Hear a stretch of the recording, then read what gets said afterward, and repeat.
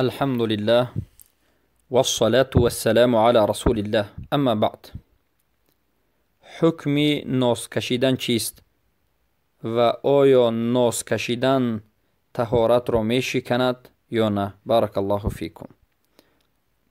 البته کشیدن ناز این حرام است و دلیل حرام بودنش این یک چند دلیل است. دلیل اول این است که الله سبحانه و تعالی برای مؤمنین و مسلمین چیزهای پاک را حلال کرده است و چیزهای خبیث و بد و بدبوی و ناپاک را حرام کرده است. و حلت لکم الطیبات، ای امت اسلام، برای شما پاک، چیزهای پاک، خوشبو، منفعت بخش حلال شده است. و حرم علیکم الخبائث، و برای شما چیزهای بد و ناپاک و خبیث و نجس حرام شده است. پس همین ناس به کدام این دو قسم داخل می شود که سیوم قسم وجود ندارد؟ فقط دو قسم. تمام چیزهای روی عالم دو قسم است، یا پاک یا ناپاک، بین وجود ندارد، سیوم قسم وجود ندارد. ناس در کدام قسم است؟ قسم پاکی که الله از همون قسم راضی می شود و این را پاک گفته است. آیا ناس از چیز پاک است یا که از چیز ناپاک و بد و ضرر آور و بدبوی و ناپاک؟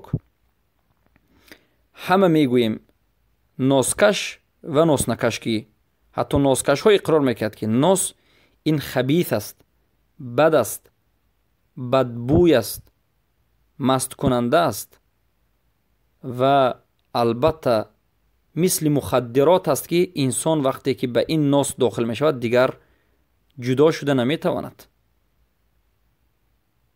و نجس هست. بارک الله فیکم. وقتی که خودی من و شما می بینیم که ناس این همه ضررها دارد، البته این حرام است. اولا رسول اکرم صلی الله علیه و سلم می گویند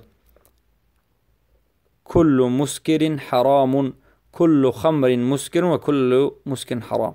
هر یک خمر این مست کننده است و هر یک مست کننده حرام است. فرق ندارد که آب انسان را مست میکند، یعنی شراب، سپیرت، عرقی که امروز مردم، یا وینا یا پیوه،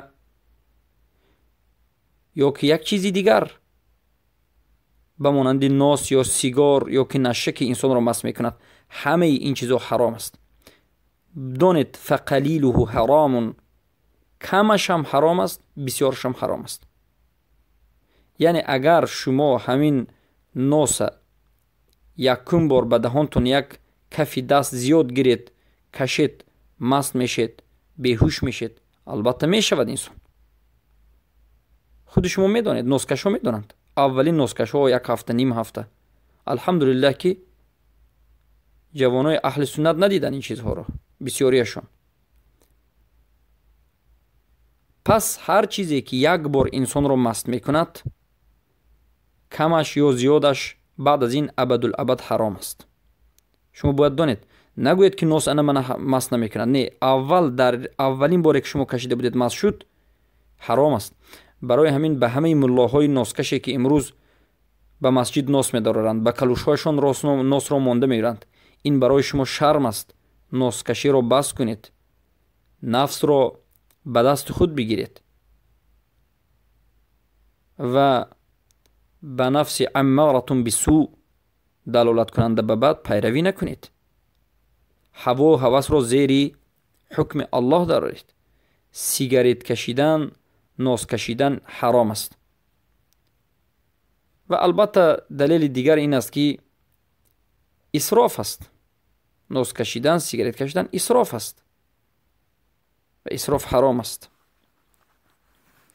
و این چنین مست میکند، مست کننده حرام است. این چنین ضرر دارد، ضرر آورنده حرام است. این چنین ناپاک است، چیزی ناپاک و بدبو حرام است. این همه دلیل ها. و بعد از این بارک الله فیکم میگیم که هر کسی که ناس یا که سیگارت کشید طهارتش میشکند یا نمیشکند؟ ما میگیم اگر مست کند میشکند. اگر سیگارت کشید، ناس کشید، مست شد، گرنگ شد، نفهمید، در این حالت طهارتش میشکند، باید طهارت کند. چرا که شاید در حالت بیخودیش طهارتش شکست. حکمش مثل انسان خواب است که در حالت خواب خودی خواب یعنی شکننده طهارت نیست، اما در حالت خواب که خود را نمیفهمید، کنترل در دست شما نیست، اداره جسم رو کرده نمیتونید، در این حالت حکم شکستنی طهارت است. اما کسی که نوز کشد و نوز مست سختش نکند، یعنی نوز کشی سخت باشد و نوز کشد و مست نشود، در این حالت البته طهارت کردنش افضل است، اما طهارتش نمیشکند. اما باید طهارت کند از بوی از بوی دهانی بدش که نوز و سیگارت بینهایت بوی زشت و قبیح دارد دیگران را نرنجاند. رنجانیدن برادر مسلمان حرام است. ان الملائکه تتأذى مما يتأذى بنو آدم. ملائکه ها اذیت میکشند از آن چیزی که فرزندان آدم اذیت میکشند. از همین بوی بدی دهان ملائکه ها هم اذیت میکشند. یک برادر مسلمان هم اذیت میکشد. زنتون هم اذیت میکشد. مردی که دهانش بوی بد دارد زنش هم اذیت میکشد. پس مسلمان باید پاکیزه باشد. ان الله طیب لا یقبل الا طیبه.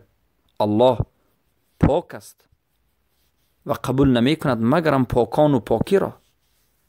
الله جمیل است، زیباست.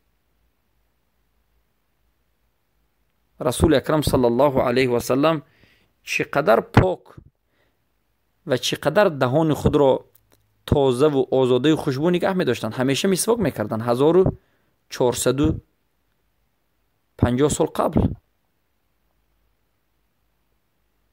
پس ای انسان هایی که خود را مسلمان میگید، نفس های خود را اداره بکنید، نفس های خود را به زیر قرآن و سنت خم بکنید و پیروی از قرآن و سنت بکنید.